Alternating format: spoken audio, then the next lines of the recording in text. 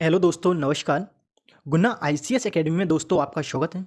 जैसा कि दोस्तों आप लोग सभी जानते हैं, हमारा जो सेशन चल रहा दोस्तों वो चल रहा डेली करंट अफेयर्स का चल रहा। दोस्तों इसी रूप में आज का जो हमारा करंट अफेयर्स है वो है 9 जनवरी 2024 का करंट अफेयर्स है। दोस्तों इस सेशन के अंतर्गत हम लोग वो सभी इंपॉर्टेंट क्वेश्चंस देखेंगे जो सभी प्रतियोगी परीक्षाओं हेतु महत्वपूर्ण है। इसी रूप में दोस्तों आज का जो हमारा पहला क्वेश्चन है वो है, हाल ही में पृथ्वी का घूर्णन दिवस कब मनाया गया? ऑप्शन है 5 जनवरी को, 6 जनवरी को, 7 जनवरी को या 8 जनवरी को। दोस्तों हाल ही में जो पृथ्वी का जो घूर्णन दिवस मनाया गया वो मनाया गया 8 जनवरी को मनाया गया। इस प्रकार इसका आंसर होगा ऑप्शन नंबर डी, 8 जनवरी है। 8 जनवरी को पृथ्वी का घूर्णन दिवस मनाया गया।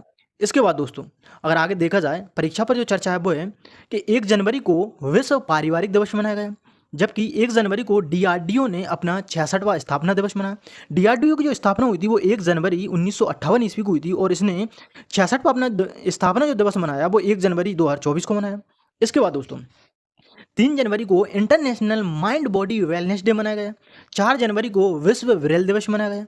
5 जनवरी को राष्ट्रीय पक्षी दिवस मनाया गया, जबकि 6 जनवरी को विश्व युद्ध अनाथ दिवस मनाया गया। इसके बाद दोस्तों और आगे देखा जाए, 7 जनवरी को महायान नववर्ष दिवस मनाया गया इस बार, जबकि 8 जनवरी को पृथ्वी का घूर्णन दिवस मनाया गया। इसके बाद दोस्तों और अगला क्वेश्चन अगर देखा जाए, हाल ही में शेख हसीना जो है वो किस देश की पुनः प्रधानमंत्री चुनी गई हैं? मतलब जो शेख हसीना है वो पुनः किस देश की पीएम नियुक्त की गई हैं यानी चुनी गई हैं, जैसे कि नेपाल, भूटान, बांग्लादेश या श्रीलंका। दोस्तों हाल ही में शेख जो हसीना है वो बांग्लादेश की पुनः पीएम नियुक्त की गई हैं। इस प्रकार इसका आंसर होगा ऑप्शन नंबर सी, बांग्लादेश होगा। शेख हसीना जो है वो बांग्लादेश की 5वीं बार प्रधानमंत्री चुनी गई है पुनः। इसके बाद अगर देखा जाए बांग्लादेश से संबंधित जानकारी, जैसे कि बांग्लादेश की जो राजधानी है वो ढाका है, जबकि बांग्लादेश की जो मुद्रा है वो है टका है। प्रधानमंत्री जो हाल ही में चुनी गई वो शेख हसीना चुनी गई और 5वीं बार चुनी गई और भारी मतों से चुनी गई। इसके बाद हाल ही में बांग्लादेश ने कालाजार का उन्मूलन किया है पूर्ण रूप से। इसके बाद दोस्तों अगर अगला क्वेश्चन देखने से पहले आज के जो परीक्षा पर चर्चा वो है 2023 में महत्वपूर्ण जो पीएम नियुक्त की गए विभिन्न देशों के, जैसे कि पेड्रो जो सांचेस थे वो स्पेन के प्रधानमंत्री चुने गए।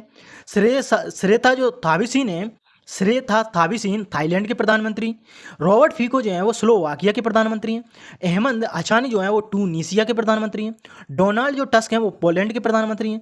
सुक्सेस जो मसर हैं हाल ही में चाड के प्रधानमंत्री चुने गए हैं। इसके बाद और अगला क्वेश्चन देखा जाए दोस्तों वो है, हाल ही में पहली अंतर्देशीय जलमार्ग विकास परिषद की बैठक कहाँ प्रारंभ हुई है?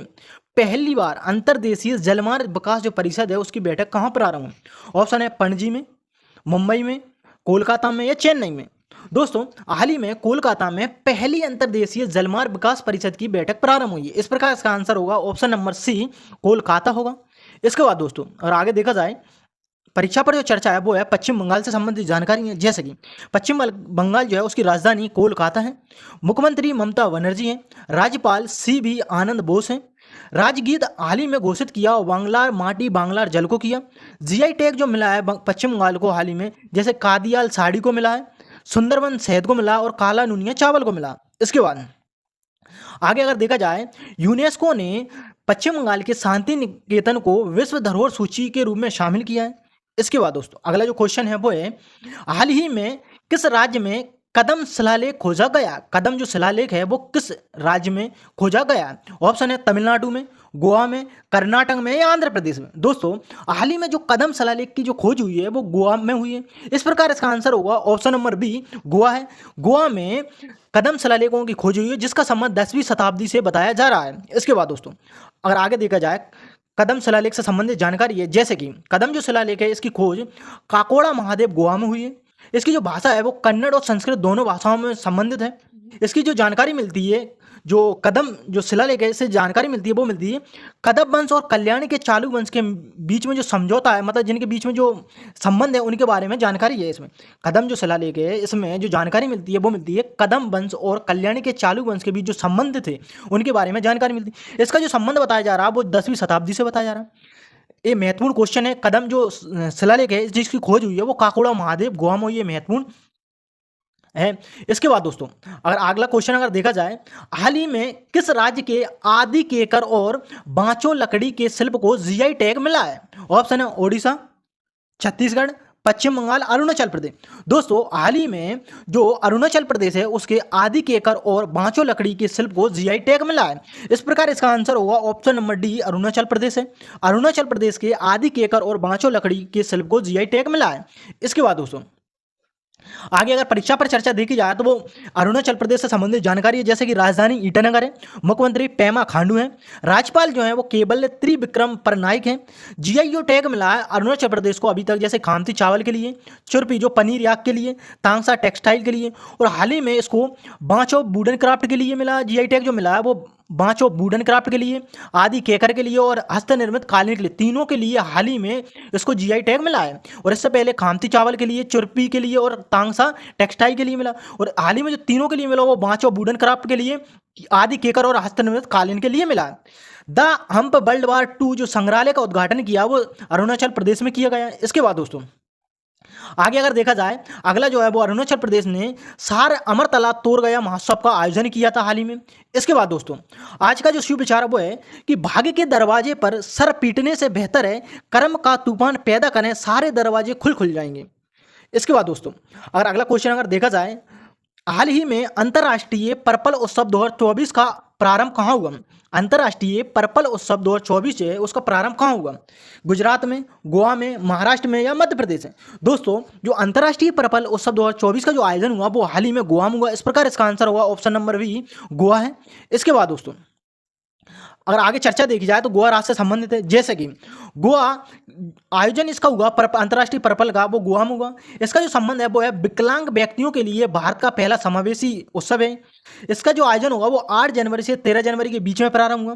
पर्पल जो एम्बेसडर चुने गए हैं इस बार 22 दिव्यांगों को चुना गया है। इसके बाद दोस्तों अगला अगर क्वेश्चन देखा जाए तो वो है हाल ही में देश का दूसरा सबसे बड़ा गंगा सागर मेला कहाँ प्रारंभ हुआ है? देश का दूसरा जो सबसे बड़ा गंगा सागर मेला का जो प्रारंभ हुआ वो हुआ हाल ही में पश्चिम बंगाल में हुआ। इस प्रकार इसका आंसर होगा ऑप्शन नंबर ए, पश्चिम बंगाल है। पश्चिम बंगाल में देश का दूसरा सबसे बड़ा गंगा सागर मेले का आयोजन हुआ। अगर देखा जाए दोस्तों देश का जो सबसे बड़ा जो मेला है वो है कुंभ का मेला है। इसके बाद दूसरे नंबर का जो सबसे बड़ा मेला वो गंगा सागर मेला है, जिसका प्रारंभ पश्चिम बंगाल में हुआ। इस मेले का जो अन्य नाम है गंगा सागर मेले का, इसका माघ मेला भी है। इसका नाम अन्य मेला क्या है? माघ मेला भी है। इसके बाद दोस्तों आगे अगर चर्चा देखी जाए, अगला जो क्वेश्चन है वो है हाल ही में किस राज्य की सुचेता जो सतीश ने अधिकांश भाषाओं में गायन का विश्व रिकॉर्ड बनाया है? ऑप्शन है केरल, हिमाचल प्रदेश, त्रिपुरा, अरुणाचल प्रदेश। दोस्तों हाल ही में जो सुचेता सतीश ने जो अधिकांश भाषाओं में गायन का विश्व रिकॉर्ड बनाया है वो किस राज्य से संबंधित? ऑप्शन है केरल से, हिमाचल प्रदेश से, त्रिपुरा से और हरियाणा से। तो दोस्तों इसका जो आंसर होगा ऑप्शन नंबर ए, केरल राज्य से संबंधित है। जो सुचेता सतीश हैं वो केरल राज्य से संबंधित है। इस प्रकार इसका आंसर होगा ऑप्शन नंबर ए, केरल होगा। इसके बाद दोस्तों आगे जो चर्चा है वो है केरल राज्य से संबंधित है, जैसे कि राम मंदिर राष्ट्र मंदिर एक साझी विरासत पुस्तक का विमोचन केरल के राज्यपाल आरिफ मोहम्मद खान ने किया। केरल का जो कोझिकोड है वो देश का प्रथम शायद शहर यूनेस्को ने घोषित किया। सभी जिलों में हॉलमार्किंग केंद्र वाला पहला राज्य केरल। सर्वाइकल कैंसर की रोकथाम हेतु टीकाकरण कार्यक्रम प्रारंभ किया केरल राज्य ने। इसके बाद टी पद्मनाभन को केरल ज्योति पुरस्कार से सम्मानित किए गए। अटल इंक्यूबेशन सेंटर का प्रारंभ भारत का पहला मत्स्य पालन केंद्र, जिसका प्रारंभ भी केरल राज्य में हुआ। क्लासिकल इंपीरियल यह एक पर्यटन लग्जरी जहाज है जिसमें एक साथ 150 लोग बैठ सकते हैं, जिसका प्रारंभ भी केरल राज्य में हुआ है। IISR जो चंद्रा है वो काली मिर्च की एक नई किस्म है जिसकी खोज भारतीय मसाला अनुसंधान संस्थान कोझिकोड केरल के द्वारा की गई है। इसके बाद बाराकूडा जो है वो भारत की सबसे तेज सौर इलेक्ट्रिक नाव का प्रारंभ हुआ जो केरल में ही हुआ है। इसके बाद दोस्तों अगला अगर क्वेश्चन देखा जाए उससे पहले है केरल राज्य से संबंधित उत्सव हैं, जैसे कि पेरुंडल जो है वो केरल से संबंधित उत्सव है। सबरीमाला जो मंदिर है वो केरल में, जहां पर मंडला पूजा का आयोजन हुआ। के स्मार्ट का प्रारंभ केरल राज्य ने किया, जिसका संबंध एक नई ई गवर्नेंस पहले है। स्थानीय निकाय संस्थानों की सेवाओं पर डिजिटल पहुंच के लिए इसको प्रारंभ किया गया है। इसके बाद दोस्तों अगर देखा जाए केरल राज्य की जो राजधानी है वो तिरुअनंतपुरम है। वर्तमान जो मुख्यमंत्री हैं पिनाराई विजयन है और राज्यपाल आरिफ मोहम्मद खान है। इसके बाद दोस्तों और आगे देखा जाए अगला जो क्वेश्चन है वो है हाल ही में किस राज्य सरकार ने पेइंग गेस्ट योजना शुभारंभ किया है? उत्तराखंड, राजस्थान, छत्तीसगढ़, उत्तर प्रदेश। दोस्तों हाल ही में पेइंग गेस्ट योजना का जो प्रारंभ किया है वो यूपी ने किया, यानी उत्तर प्रदेश सरकार ने किया। इस प्रकार इसका आंसर होगा option number D, Uttar Pradesh सरकार है। इसके बाद दोस्तों आगे अगर देखा जाए उत्तर प्रदेश से संबंधित जानकारी, जैसे कि गंगा डॉल्फिन को राज्य जलीय जीव घोषित किया। राष्ट्रीय उद्यान देखा जाए दुधवा राष्ट्रीय उद्यान, पीलीभीत राष्ट्रीय उद्यान, अमनगढ़ राष्ट्रीय उद्यान, रानीपुर राष्ट्रीय उद्यान है। रानीपुर है जो वो देश का 53वां है, जबकि 54वां रानी दुर्गावती मध्य प्रदेश का है। झील देखी जाए उत्तर प्रदेश की तो रामगढ़ ताल है, सुरहा गोविंद बल्लभ पंत सागर है और मोती झील है। इसके बाद उत्तर प्रदेश में भारत का पहला जल विश्वविद्यालय खुलेगा। भारत की पहली पोर्ट टैक्सी परियोजना का प्रारंभ भी उत्तर प्रदेश में हुआ है। भगवान बुद्ध की 51 फीट ऊंची प्रतिमा का अनावरण कौशाम्बी जिले में किया गया। सेफ सिटी परियोजना महिलाओं की सुरक्षा को सुनिश्चित करने के लिए उत्तर प्रदेश सरकार ने प्रारंभ की। आंगनबाड़ी केंद्रों में हॉट कुक्ड मील योजना का प्रारंभ किया गया। इसके बाद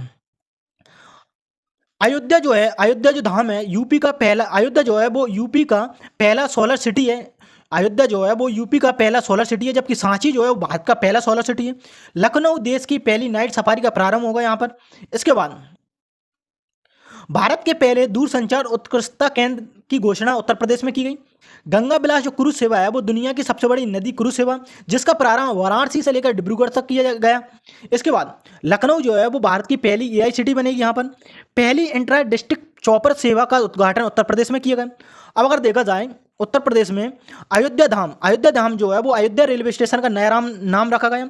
महर्षि जो वाल्मीकि हवाई अड्डा है वो अयोध्या हवाई अड्डे का नया नाम रखा गया। स्वच्छ ऊर्जा के लिए हरित हाइड्रोजन नीति लागू करने का निर्देश हाल ही में दिया उत्तर प्रदेश सरकार ने। इसके बाद भारत का पहला पूर्ण गर्ल्स सैनिक स्कूल का उद्घाटन यहीं हुआ है। प्रयागराज जो है वो राज्य का पहला फ्लोटिंग रेस्टोरेंट का उद्घाटन किया गया प्रयागराज में।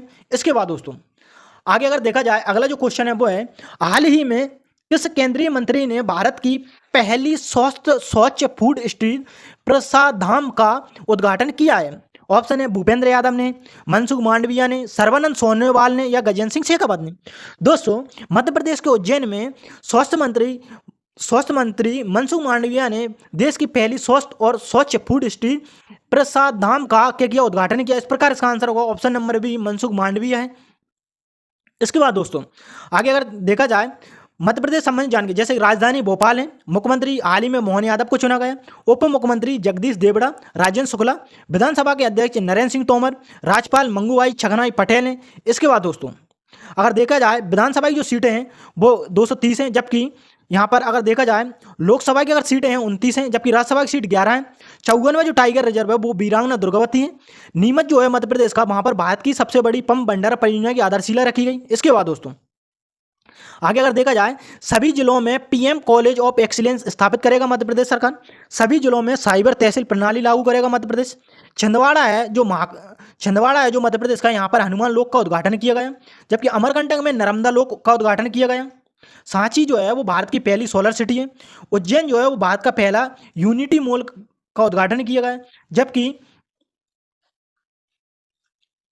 ग्वालियर जो है, ग्वालियर में तानसेन समारोह का आयोजन किया। वहीं पर 1500 से अधिक लोगों ने तबला बजाकर गिनीज वर्ल्ड रिकॉर्ड बनाया और 25 दिसंबर को तबला दिवस के रूप में घोषित किया मध्य प्रदेश सरकार ने। मध्य प्रदेश का बाघों की मृत्यु में दूसरा स्थान है, जबकि पहला स्थान महाराष्ट्र का है। इसके बाद दोस्तों और आगे अगर देखा जाए तो वो है रानी दुर्गावती श्री अन्न प्रोत्साहन योजना का प्रारंभ हाल ही में मध्य प्रदेश सरकार ने की, जिसमें कोदो कुटकी, रागी, जौ और बाजरा के किसानों को प्रति किलो 10 रुपये की प्रोत्साहन राशि दी जाएगी। प्रसाद धाम जो है वो उज्जैन में प्रारंभ की स्वास्थ्य मंत्री मनसुख मांडविया की, जो देश की पहली स्वस्थ और स्वच्छ फूड स्ट्रीट है। अब दोस्तों आज का जो सेशन है वो है ब्रांड एम्बेसडर का रिवाइजन है, ब्रांड एम्बेसडर है उसका रिवीजन करेंगे। तो जो सौरभ गांगुली हैं दोस्तों वो है पश्चिम बंगाल और त्रिपुरा और बंधन बैंक के ब्रांड एम्बेसडर हैं। एमएस जो धोनी है वो एसबीआई के, स्वराज ट्रैक्टर के, जियो मार्ट के लेस के क्या है ब्रांड एम्बेसडर है। मोहम्मद शमी प्यूमा इंडिया के ब्रांड एम्बेसडर है। नीरज चोपड़ा जो है वो लॉरियस के ब्रांड एम्बेसडर है। इसके बाद दोस्तों जो रविंद्र जडेजा है वो ई-सेंस के ब्रांड एम्बेसडर है। राफेल नडाल और ईगा स्विटेक जो है वो इंफोसिस की ब्रांड एम्बेसडर है। राहुल द्रविड़ बीपीसीएल के ब्रांड एम्बेसडर हैं। Shahrukh Khan ICC world cup 2023 के ब्रांड एम्बेसडर थे, जबकि सचिन तेंदुलकर जो थे वो आईसीसी वर्ल्ड कप 2023 के वैश्विक राजदूत थे। राजकुमार राव चुनाव आयोग के नेशनल आइकॉन थे 2023 में। दीपिका जो पादुकोण हैं वो टेक्नो और बिस्लेरी की ग्लोबल एम्बेसडर हैं, और हुंडई जो मोटर्स इंडिया की ब्रांड एम्बेसडर है दीपिका पादुकोण। इसके बाद पिंकी जो है, पिंकी बेटी बचाओ बेटी पढ़ाओ पहल की ब्रांड एम्बेसडर है। इसके बाद दोस्तों अगर आपने अभी तक गुना आईसीएस एकेडमी को लाइक नहीं किया तो इसको जल्दी से लाइक करें। अगर आपने गुना आईसीएस एकेडमी को अभी तक अगर सब्सक्राइब नहीं किया तो उसको जल्दी से सब्सक्राइब करें। और अगर अभी तक आपने चैनल को शेयर नहीं किया तो गुना आईसीएस एकेडमी के चैनल को ज़्यादा से ज़्यादा लोगों के पास दोस्तों शेयर करें, ताकि इस वीडियो का फ़ायदा सभी लोगों को मिल सके। इसके बाद दोस्तों, अगर आपको गुना आईसीएस एकेडमी का अगर अभी तक आपने दोस्तों टेलीग्राम चैनल ज्वाइन नहीं किया तो आप टेलीग्राम ज्वाइन कर लें। वहाँ पर आपको गुना आईसीएस एकेडमी की समस्त वीडियो की पीडीएफ फाइल उपलब्ध है, और वहाँ पर दोस्तों यूट्यूब से संबंधित सारा मटेरियल उपलब्ध है दोस्तों। तो तुरंत आप गुना आईसीएस एकेडमी का टेलीग्राम ज्वाइन कर सकते हैं, जिसकी लिंक आपको इस वीडियो की डिस्क्रिप्शन में मिल जाएगी।